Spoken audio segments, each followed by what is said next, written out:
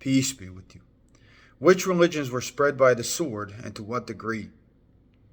An accusation against Islam, frequently made by people who consider themselves Christians, often of European origin, is that Islam was quote-unquote spread by the sword. And there are a few instances where this can hold to be true, and I don't agree with it. Whenever people did this with Islam, they went against the teachings of the Quran, and I oppose that. But the people making the accusation frequently neglect to consider that their own chosen religion was also spread by the sword, in Europe, in Africa, in the Americas. I'm going to list several examples of Christianity being spread by the sword to prove the truth of this statement. The first example is conversion of the Saxons, which is present-day Germany, by Charlemagne in 804 current era.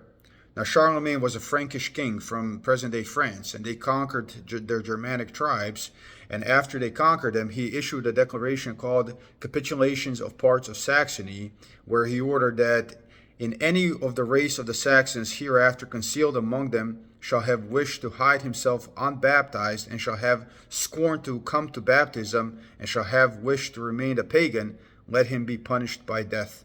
This, of course, resulted in large-scale conversions of the Saxons. As shallow as it may have been, it still resulted in large-scale violent conversions to Christianity. Even before that, in year 796, the Avars, who live in present-day Dagestan and Chechnya, but at that time lived in present-day Hungary, have also been defeated by Charlemagne, and after being pacified, were being forced to convert to Christianity as well at that time. You can look at Poland. The conversion of Polish people started with the personal baptism of Mieszko, I don't know how to pronounce his name, the first, which was the first ruler of the future Polish state. And this happened on 14 April 966.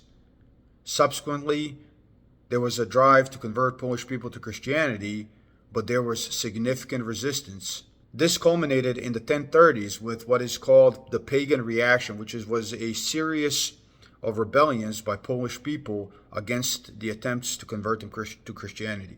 Of course, eventually these people were crushed by the sword, and conversion of Christianity took root in Poland. The conversion of people in Russia was not as violent, but it still happened under duress. Vladimir the Great converted from Slavic paganism to Byzantine Christianity in 980s. At first, he came back home, he baptized his 12 sons and many other people.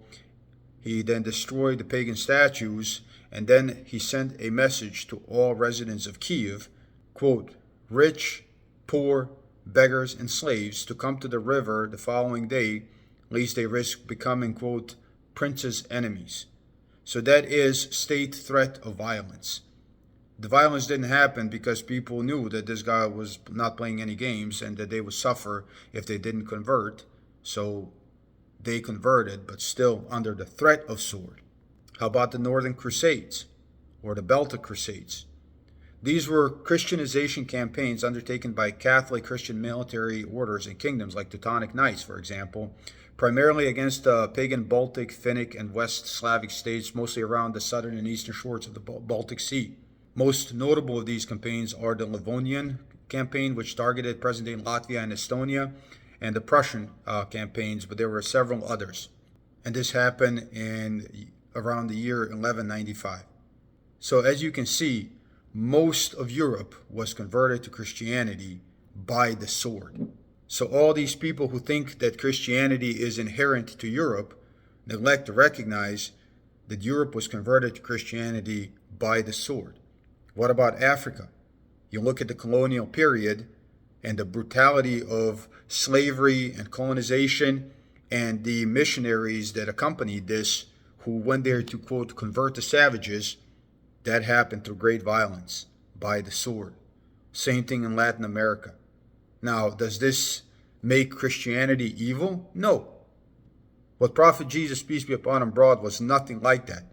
As with the example of Islam, people who, quote, converted others to Islam by the sword, not following the Quran, going in contradiction to the Quran, so did these people who call themselves Christians. They went in contradiction to the teachings of Jesus, peace be upon him.